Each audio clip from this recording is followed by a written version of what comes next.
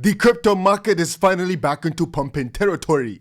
And today it is Matumbo presenting you the news from the crypto charts. Let me just quickly say things are looking good.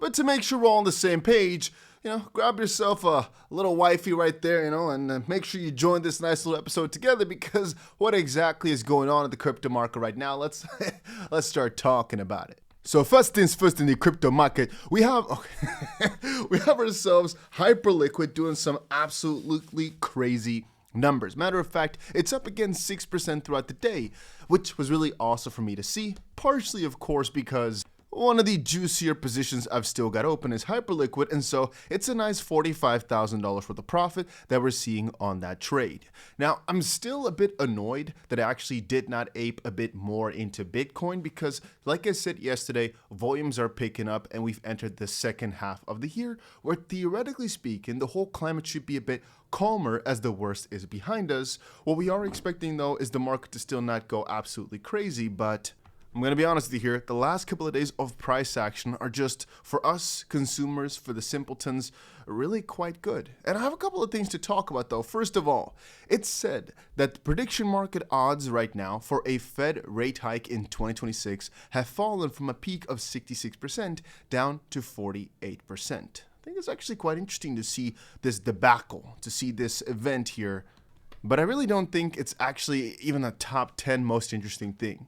Like right now, what I think is way more interesting is really a lot more crypto native, partially. With all these companies, like we've seen recently here with the new stablecoin launching by all these major companies, I think that's quite peculiar. But also here, apparently, and I even missed this, Robinhood, which we all know, a Robinhood chain mainnet is live on Arbitrum. The launch brings tokenized stocks and dedicated fintech infrastructure on chain. Now that's kind of weird. And even though I'm not personally a very big fan, if I had to give a reason, basically why I think all of a sudden hyperliquid, Solana, and like the trenches, as we often like to call it, have kind of been revived, I really think it's because of this new coin that got launched by 𝗬𝗠. He's one of the most famous crypto influencers out there with his own show, etc. And it went to $200 million worth of market cap. I can't say it's going to stay there. I can't say this is like a good coin or anything. I'm just saying, like, it has done so well that all of a sudden people are starting to feel again that the crypto market is not just only down. And as I stated, back in 2024, we had all of a sudden in October, after plenty of months of decline, let me just quickly show you actually, after plenty months of decline, we all of a sudden somewhere in October of 2024 saw an absolutely crazy sprint, right? It's this sprint right here.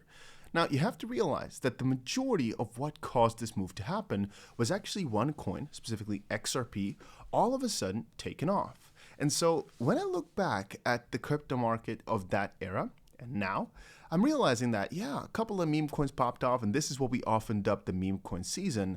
But it, of course, started out with, I believe, 𝗕𝗀 was one of the first ones that went absolutely crazy. There was probably a couple of other massive ones that I'm forgetting, but it kind of united people. I think Peanut was really big, and you get it. Back at the time, there was a couple of coins that were really popping off. And so I'm starting to think yet again, what if we really are seeing that happen in front of our eyes right now, with a couple of coins all of a sudden picking back up that volume, going towards hundreds of millions of dollars, if not billions of dollars worth of market cap. And if another 𝗵𝗵𝗍 or Shiba Inu or something like that were to be created, like back in 2021 when we had that run basically, yeah, that could really on its own already revive the entirety of the crypto market, right? It's something that I'm kind of looking forward to.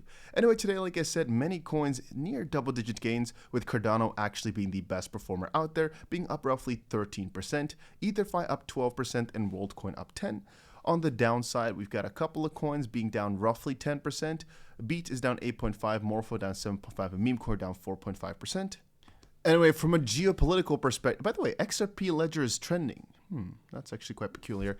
Anyway, on the macro side, as I was just trying to say, Iran charges Hormuz fees by August 31st. All right, so right now there's some speculation over potentially some new fees coming out over in the Strait of Hormuz. That could also be kind of detrimental here.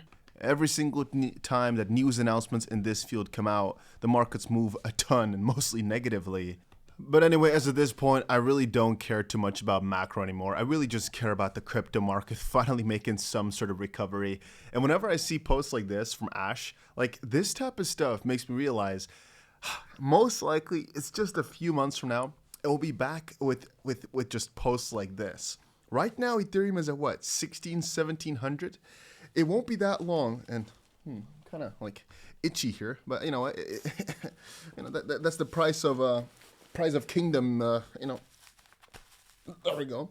That's the price of having a nice little kingdom. That's what I was trying to say. I personally don't think it'll take too long before all of a sudden Ethereum is back above $5,000, Bitcoin is back above $100,000, XRP is back above $3, and the phase that we're seeing right now, I still consider this to be such a lucky period that we're in. To get XRP at like $2, Ethereum at like $1,500, Bitcoin at like 60,000, matter of fact 57. I told you guys over the past couple of days, this is the levels where it just makes too much sense to start buying again. And again, the last couple of months, it was basically either a sell or stay neutral. This is again a buy or stay neutral type of environment, if you ask me. The moment to sell has kind of faded. And even though this should not necessarily be the moment where we spark up again, spark up, I'm not sure why I said it that way. You know, theoretically speaking, we still have got some sort of time before this should be on its way back up. I still refuse to believe that it's a good idea here to still sell and try buy back cheaper. I just think the risks are way too high, especially because altcoins, every single time that Bitcoin has fallen right now, did not fall that much. Anyway, if you're really wondering about altcoin specific news, let me just tell you, when the market's falling down like this, the only thing you should be questioning is crypto yay or crypto nay. Any altcoin specific news you're worrying yourself about, it's not going to really do much for you. And actually, I also see it from the venture capital side, of course. I see it from the institutional side, as I placed many investments over the past couple of years. And one thing I could tell you is nobody's really investing right now. But more importantly, even if they did, they're not trying to launch and they're not trying to get announcements out there because nobody's really willing to receive them. This can change really quickly though, because like I said, all of a sudden the last couple of days, altcoins seem to be in favor again. So I'm hoping that this lasts. Bitcoin right now back above the low with a pretty good penny. It could also be another coin like Hyperliquid all of a sudden making new heights and causing everything else to start waking up though. So remember, it could be anything that causes another massive run. Anyway, I have to quickly say it every single day. If you're interested in getting to basically trade using AI, you're trying to get into that, like I've talked about many times before on this channel. I've done a couple of guides on this channel. Make sure you check out the website I've linked down below. You can find a little guide over on there, how to connect your Claude, which is like this AI agent, to TradingView. It's just really cool because now, with the power of that, you can basically let Claude make trades for you or install charts for you or just whatever you really want that you can think of, you can insert into the chart. Here's, for example, one strategy that apparently had $1.7 million worth of profit over the past decade. Is it a lot? Well, depends, of course, on you. And of course, you can make strategies as good as you want them by picking them out. This is just properly tested. I mean, I'll cover more of that soon in some very specific videos that are going to be coming out. But for right now, all I'm telling you is make sure you go ahead and press that like button if you enjoyed this video. And hopefully see you guys again tomorrow because, well, you have to. I order you because I'm the key.